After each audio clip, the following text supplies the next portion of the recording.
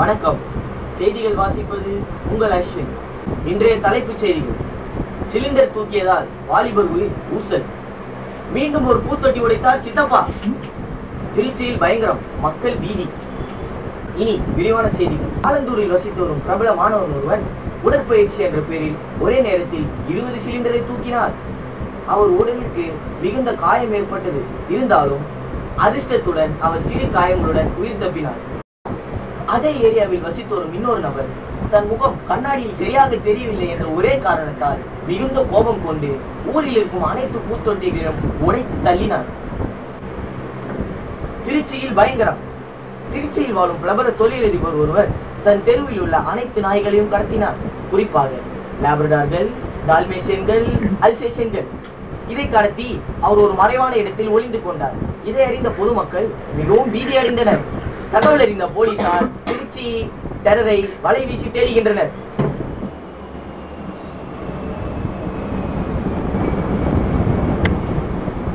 ஓ பேண்டா, சரி நான் பேண்ட் மாத்தினது. அதுக்குள்ள நீங்க ஒரு பிரேக் போயிட்டு என் நாய்க்குட்டி ரொம்ப சோகமா இருக்கு, ஏன்னே தெரியல. அப்புறம் நான் கண்டுபிடிச்சேன், நாய்க்குட்டிக்கு சோறு போடுறோமோ பவுடர் போடுறோமோ இல்ல பால் ஊத்துறோமோ ஃபர்ஸ்ட் லோஷன் போடணும். I love my puppy. நாய்க்குட்டி ரொம்ப சோகமா இருக்கு, ஏன்னே தெரியல. அப்புறம் நான் கண்டுபிடிச்சேன், நாய்க்குட்டிக்கு சோறு போடுறோமோ பவுடர் போடுறோமோ இல்ல பால் ஊத்துறோமோ ஃபர்ஸ்ட் லோஷன் போடணும். I love my puppy. இனி உலக செய்தி. சிங்கப்பூருக்கு சர்ச்சில் சென்றதால் வாலிபர் கைது. மைக்கேல் ஜாக்சனின் ஆவி என் உடம்புலதான் பூந்துருக்கு, கும்பிடுகிறார் சமாய். ஏறமான நானும் ஒன்று புரியாதவங்க வாயில பண்ணு கதறுகிறார் தமிழ். விளையாட்டு செய்தி.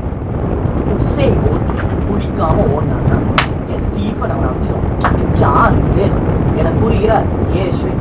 3 கோல் அடித்து உலக சாதனை படைத்தார் சிப்ஸ். ஓ, பிசிக்ஸ் லேப் இருந்து அடித்த பால் நம்ம நியூஸ் ஸ்டுடியோக்கு வந்திருக்கனா லேஸ் கட்டாம அடிச்சதால் தான் இது காரணம் என மார்கத்தி கொள்கிறார் சிப்ஸ். வானிலை அறிக்கை.